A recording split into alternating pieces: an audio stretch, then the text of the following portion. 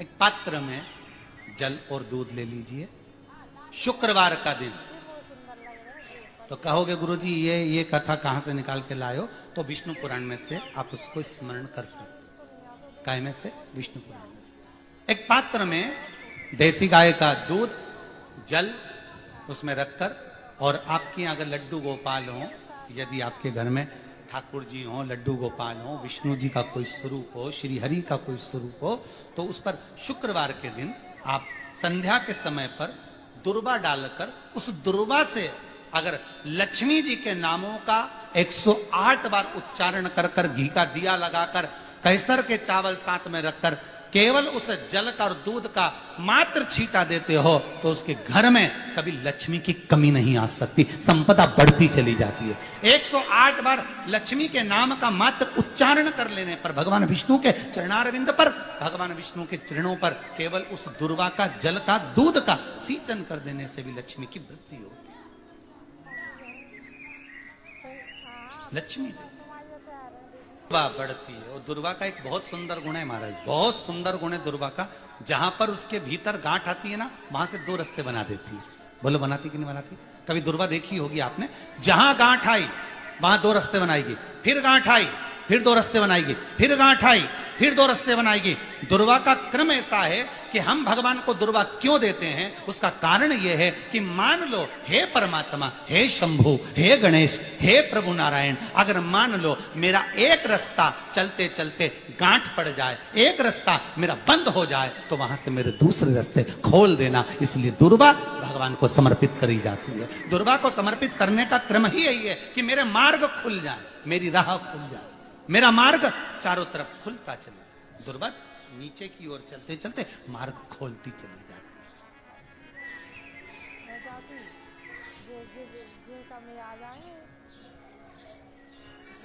अमृत है ये, इसलिए नष्ट नहीं होती। तोड़ के रख लेना, प्रैक्टिकल करके जरूर देखना। सीवर वाला महाराज कहीं झूठ तो नहीं बोल रही है। तोड़ कर रखो दुर्वा को, बोरी में भर कर रखो। 4 साल, 6 महीने, 8 महीने बाद सूख जाए, बेकार हो जाए, उसके बाद भी उसको खेत में, बगीचे में कहीं ले जाकर पटक देना। 8-15 दिन पानी देना, देखो फिर वापस वही हरि की हरि होना, वही कहीं ना कहीं से स्फुटित होते फिर आगे बढ़ना चालू कर देगी। उसका तत्व है अमृत, वो अमर है, मरती नहीं, फिर चल। शिव कहते हैं यही अमरता है, यही अमरता है कि दुख आया तो मरने की नहीं सोचना है। तकलीफ आई, कष्ट आया, रोग आया, बीमारी आई, थोड़ा सा तकलीफ आ गई, थोड़ी बीमारी आ गई, थोड़ा दुख आ गया, तो ये मत सोचना मैं मरना है। नहीं नहीं नहीं, अभी तो और जीना है।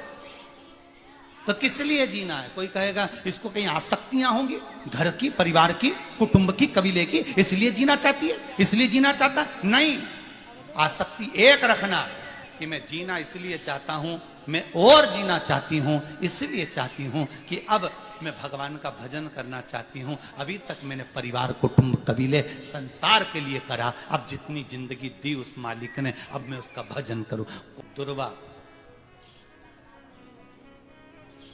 भगवान विष्णु को चढ़े, दुर्वा गणेश जी को चढ़े, दुर्वा शिव जी को चढ़े, दुर्वा ब्रह्मा को चढ़े, दुर्वा इंद्र को चढ़े, दुर्वा पितरों को चढ़े। कितना सुंदर कहा है। जिसके घर में पितृदोष प्रबल होता है, बहुत प्रबल पितृदोष है, तो उसके घर के जहां पानी का मटका रखा था, पितृदोष मालूम है ना? पितृदोष का लक्षण क्या होता है? 1 रुपए कमाओ, 1.25 रुपए खर्च हो, समझ लेना पितृदोष है। रात्रि को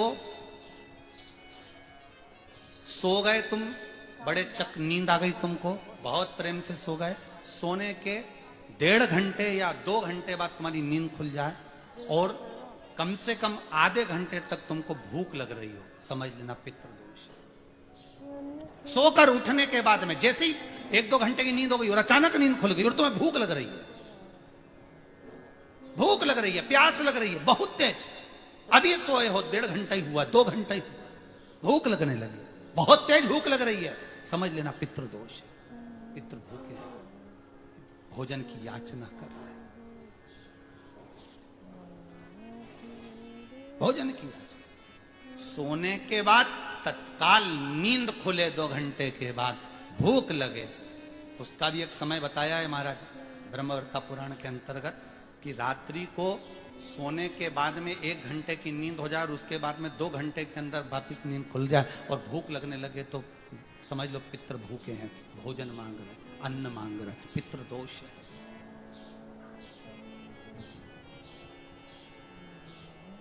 पितृदोष का कुछ कुछ वर्णन किया गया है। घर में एक पात्र के चक्कर में, एक बेडशीट के चक्कर में, एक सामान के चक्कर में विवाद हो रहा है तो समझ लो पितृदोष है।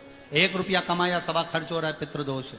घर में एक बीमार, दूसरा फिर बीमार हो गया, तीसरा फिर बीमार हो गया, एक ठीक हुआ, एक बीमार हुआ, पितृदोष है। पितृदोष का भाव तो उसके लिए करना क्या है? शिव महापुराण की कथा कहती है, सुंदर गणेश जी का चरित्र वर्णन करता है, स्कंद पुराण कहती है, विष्णु पुराण कहती है कि दुर्वा 21 दुर्वा की गांठ बनाकर, 7 गांठ 21 दुर्वा की बनाकर जो अपने पितरों का मटका, मटका मतलब परिंदा, हंडा जो भी पानी का भरते हो, उसके नजदीक में मात्र एक कटोरी में चावल रखकर उसमें अगर दुर्वा रख देता है तो मात्र 5 या 7 दिन में पितृदोष समाप्त होना प्रारंभ हो जाता है। उसके घर में लक्ष्मी की वृद्धि होने लगती है, सुख शांति अपने आप आने लगती है, उसका क्लेश समाप्त हो जाता है। दुर्वा में वो गुण है जो पितृ भी उसका भाग अमृत तत्व प्राप्त करना चाहता है, अमृत देना चाहिए। और सरल भाषा में समझिए, जिसकी फैक्ट्री नहीं चल रही हो, फैक्ट्री में बार बार कुछ तकलीफ आ रही हो, गाड़ियां नहीं चल रही हो, 4 व्हीलर गाड़ियां ले रखी हैं, कभी ट्रक गड़बड़ हो रहा है, कभी ट्रक में ये हो रहा है, कभी गाड़ी में ये हो रहा है, कभी बस में ये हो रहा है। बस एक काम करना है, दुर्वा का थोड़ा सा भाग लेकर पानी के लोटे में उसको डालकर 5 अक्षत के दाने उसको पटक कर उस गाड़ी के अंदर उस कलश को रख दो, बस आधे घंटे के लिए, और उस पानी को चक्के के चारों तरफ डालते डालते जाइए दुर्वा के साथ, तकलीफ नहीं देगा। फैक्ट्री का भी यही प्रमाण है। दुर्वा में वो अमृत तत्व छुपा है जिसका सुख आनंद दे जाता है। आनंद शिव पुराण कर रहे हैं महाराज। दुर्वा का एक नाम और है, उसका नाम है अमृत जन्मा। क्या नाम है? अमृत जन्म। दुर्वा का एक नाम और है। मारवाड़ी लोग इसको ध्रुवी बोलते हैं, ध्रुव बोलते हैं। दुर्वा का भोग सुख। शंकर भगवान गौ माता दूध की धार लगाती है, इसलिए दुर्वा का दूध से बड़ा मिलन है, बड़ा आनंद, बड़ा बड़ा सुख है। कोई भी ग्रह अनुकूल नहीं है, सब बेकार चल रहे हो, सब प्रतिकूल चल रहे हो, दूध के पात्र में दुर्वा डाल लो, पीपल के वृक्ष के नीचे चढ़ा कर आओ, राहु केतु शुक्र शनि जो भी गड़बड़ है सब सुधरना चालू हो जाता। दुर्वा का वो सुख। जिस नदी में स्नान करो, तीर्थ में जाकर उस नदी के पास में कोई बगीचा लगा हो, वहां की दुर्वा को तोड़कर स्नान करते समय नदी में मात्र विसर्जन कर देने पर पितरों को पिंड पहुंच जाता है। मात्र उस दुर्वा का विसर्जन कर देने पर पितरों को पिंड का भाग मिल जाता है। अभी ना तो तुम्हारे पास में आटा है, ना तुम्हारे पास में चावल है, ना तुम्हारे पास में पिंड है, ना कोई तुम्हें संकल्प छुड़ा रहा है, ना कोई तुम्हारे पास में वस्तु है, उसके बाद भी पितरों को भाग मिल रहा है। काय से? केवल एक दुर्वा के तत्व से। स्नान करने से पहले पवित्र नदी में, गंगा यमुना नर्मदा सरयू आदि किसी पवित्र नदी में आप स्नान कर रहे हो, वहां के बगीचे में घूमकर आप जाते तो हो, पैदल ही नहाने जाते हो, तो घाट के आसपास में कोई बगीचा, वहां की दुर्वा तोड़ ली, एक दुर्वा नहाने से पहले अपने पूर्वजों पितरों के नाम से नदी में छोड़ दी। फूल तो छोड़ते ही हो, दिया भी छोड़ते हो, बस एक ही चीज नहीं छोड़ते, वो दुर्वा, और वो ही काम की, वही काम की। तुम कुछ छोड़ो ना छोड़ो, एक दुर्वा का छोड़, तो पितरों के लिए सुख प्रदान। शिव पुराण कह रही है महाराज। देवताओं को अमृत कितनी बार मिला? एक बार। दुर्वा को अमृत कितनी बार मिला? जम के बोलिए, 5 बार। कार्य सिद्धि के लिए 5 दुर्वा गणेश जी को चढ़ाई जाती है, आज भी नियम।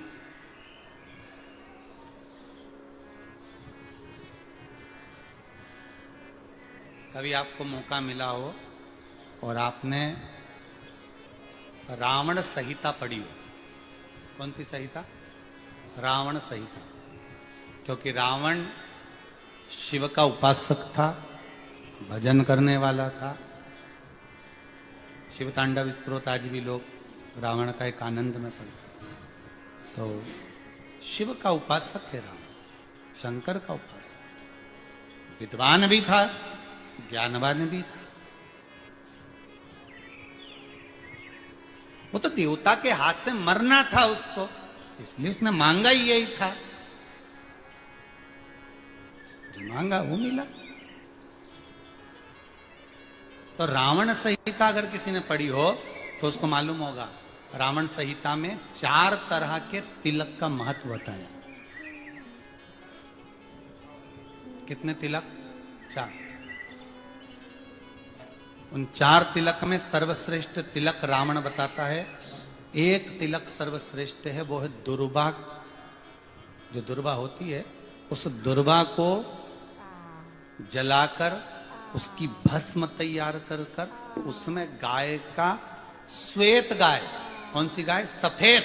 उस गाय के शरीर पर कोई दाग ना, उसके शरीर पर पूर्ण तरह से श्वेत हो, ना लाल उसमें कोई धब्बा हो, ना काला धब्बा हो, ना कोई कलर हो, बस केवल श्वेत।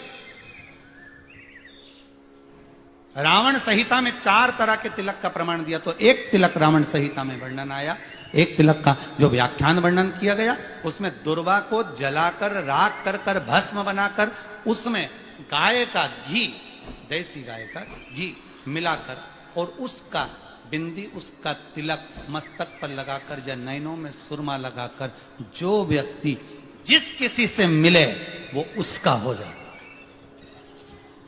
उस दुर्वा में इतना प्रबलता आ जाती है, अमृत तत्व जुड़ा हुआ है दुर्वा की। रावण संहिता में 4 तिलक बताएं, उसमें से सबसे 4 तिलक में अलग अलग, एक बेलपत्री की जड़ का तिलक है, एक आंकड़े की जड़ का तिलक है। रावण संहिता में 4 तिलकों का वर्णन है, उसमें मुख्य है सबसे ज्यादा।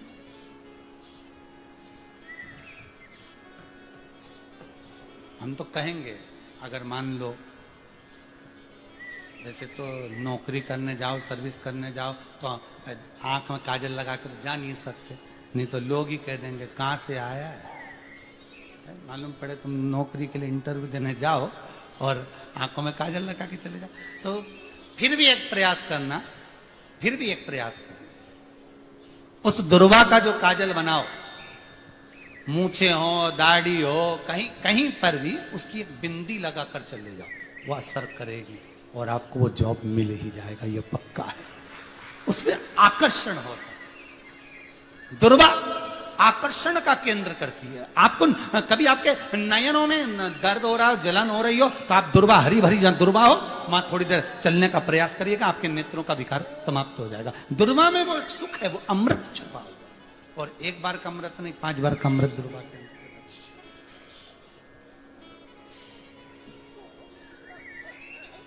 कौन से देवता हैं जिनके ऊपर दुर्वा का जल दूध में मिला हुआ छीटा जाए? श्वेत गाय के। देखो दूध का प्रमाण बार बार दुर्वा के साथ आया, उसका कारण क्या है? क्या कारण हो सकता है उसका? उसका एक कारण है, समुद्र मंथन के समय पर सबसे पहले कुछ निकला था, तो समुद्र मंथन में सबसे पहले निकली थी गौ माता निकली थी। क्या निकली थी? गाय। सबसे पहले निकली थी गाय। और कितनी गाय निकली थी? 5। पहली नंदा, दूसरी सुभद्रा, तीसरी सुरभि, चौथी सुशीला, 5वीं बहुला। ये 5 गाय समुद्र मंथन में निकली। अब समुद्र मंथन में जब गौ माता निकली तो सारे 33 कोटि देवता मंथन में जो लगे हुए थे, उन मंथन को करते करते देवता थक चुके थे। सारे देवता थक चुके थे। बहुला सुरभि और सुशीला से बोली, सुभद्रा से बोली, नंदा से बोली, अपना काम है, एक काम करो, अपन आप रूप दूध की धार बहाना प्रारंभ करो। अपने आप दूध की धार हम मृत्यु लोक में हम भेजें इन देवताओं के लिए, तो देवताओं को अमृत तत्व मिलेगा, आनंद होगा। और गौ माता ने ऊपर खड़े होकर जो दूध बहाना प्रारंभ करा, वो देवताओं के मुख में आधा तो गया और आधा दूध समुद्र पर जब गिरा, और जो मंथन चल रहा था उस मंथन के चलते, कभी दूध का दही का मंथन करना तो क्या निकल कर आएगा, मक्खन आ जाएगा। वो मक्खन तैरता हुआ समुद्र की लहर से दुर्वा पर जा पड़ा। इसलिए आज भी दुर्वा के साथ में गौ माता के दूध का बड़ा प्रमाण, वो भी देसी गाय, जर्सी नहीं, विदेशी नहीं, देसी गाय। और देसी गाय का दूध का बड़ा बड़ा प्रमाण है सर। हम कई बार कथाओं में कहते हैं, जैसा खाया अन्न, बोलते जाओ, वैसा हो गया मन। जैसा पिया पानी, वैसी हो गई वाणी। और जैसा पिया दूध, वैसी बन गई बुद्ध। बुद्धि कैसे बनी है? दूध से बनी। डब्बे का दूध पियोगे तो डब्बे हो जाओगे, थैली का दूध पियोगे तो थैली, बोतल का दूध पियोगे तो बोतल। दूध का बड़ा असर।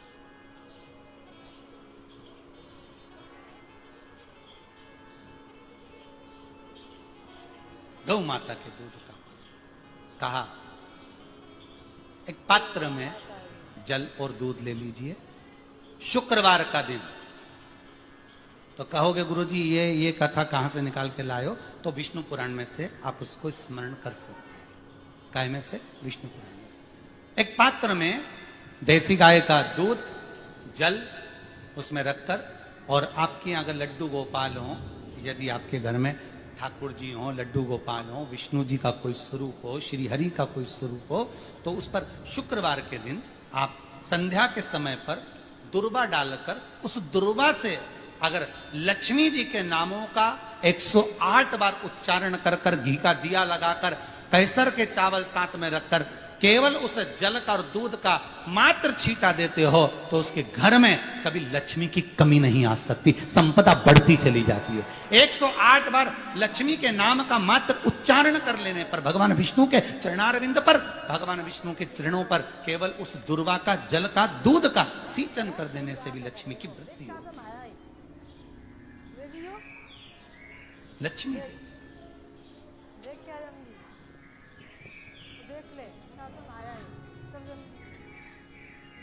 दुर्वा बढ़ती है। और दुर्वा का एक बहुत सुंदर गुण है महाराज, बहुत सुंदर गुण है दुर्वा का।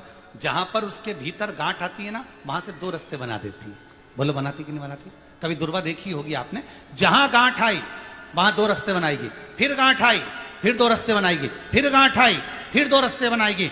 दुर्वा का क्रम ऐसा है कि हम भगवान को दुर्वा क्यों देते हैं, उसका कारण यह है कि मान लो, हे परमात्मा, हे शंभु, हे गणेश, हे प्रभु नारायण, अगर मान लो मेरा एक रास्ता चलते चलते गांठ पड़ जाए, एक रास्ता मेरा बंद हो जाए, तो वहां से मेरे दूसरे रास्ते खोल देना। इसलिए दुर्वा भगवान को समर्पित करी जाती है। दुर्वा को समर्पित करने का क्रम ही यही है कि मेरे मार्ग खुल जाए, मेरी राह खुल जाए, मेरा मार्ग चारों तरफ खुलता चले। दुर्वा नीचे की ओर चलते चलते मार्ग खोलती चली जाती है।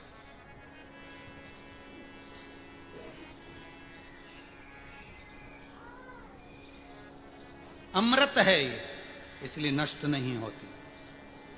तोड़ के रख लेना, प्रैक्टिकल करके जरूर देखना, सीवर वाला महाराज कहीं झूठ तो नहीं बोल रही है। तोड़ कर रखो दुर्वा को, बोरी में भर कर रखो। 4 साल 6 महीने 8 महीने बाद सूख जाए, बेकार हो जाए, उसके बाद भी उसको खेत में, बगीचे में कहीं ले जाकर पटक देना, 8-15 दिन पानी देना, देखो फिर वापस वही हरी की हरी होना, वही कहीं ना कहीं से स्फुटित होते फिर आगे बढ़ना चालू कर देगी। उसका तत्व है अमृत, वो अमर है, मरती नहीं, फिर चालू। शिव कहते हैं यही अमरता है, यही अमरता है कि दुख आया तो मरने की नहीं सोचना है। तकलीफ आई, कष्ट आया, रोग आया, बीमारी आई, थोड़ा सा तकलीफ आ गई, थोड़ी बीमारी आ गई, थोड़ा दुख आ गया, तो ये मत सोचना मैं मरना है। नहीं नहीं नहीं, अभी तो और जीना है। आया दरवाजे तक रोग, आया दरवाजे तक बीमारी, आया दुख दरवाजे तक, दुख क्यों ना आएगा? हमारे पूर्व का कर्म है तो दुख तो मिलना ही है। कोई महाराज जी तुमसे कह दे कि तुम्हें दुख ही नहीं आएगा, मैं बैठा हूं, तो महाराज जी से कहते ना तुम्हारे चरण कहां, हमें बता दो, क्योंकि दुख तो आएगा। जैसी करनी वैसी है, जो पूर्व में कर कर आए हो, भले आज तुम किसी को दुख नहीं दे रहे, भले आज तुम किसी को तकलीफ नहीं दे रहे, पर पूर्व का कर कर आए हो वो तो भोगना पड़ेगा। दो कारणों से मनुष्य का शरीर मिलता है, एक कर्म का भोग भोगने के लिए, दूसरा भगवान का भजन करने के लिए। भजन भी करो और दुख भी भोगो। जो मिला है किस्मत में, बड़े प्रेम से मिला, ना जाने क्यों मिला इतना दुख, उसका कारण होगा। वो कारण को ढूंढना बाद में, अपने को ढूंढने की जरूरत भी क्या, अपन तो भजन करो, भजन करोगे तो दुख कटेगा। मंदिर जाने से दुख नहीं कट रहा, दुख कैसे कट रहा है? मंत्र जपने से, नाम जपने से, राम कहने से, कृष्ण कहने से, शिव कहने से, भवानी कहने से। मंत्र जितना जपोगे उतना दुख कटता चले जाए, उतना दुख।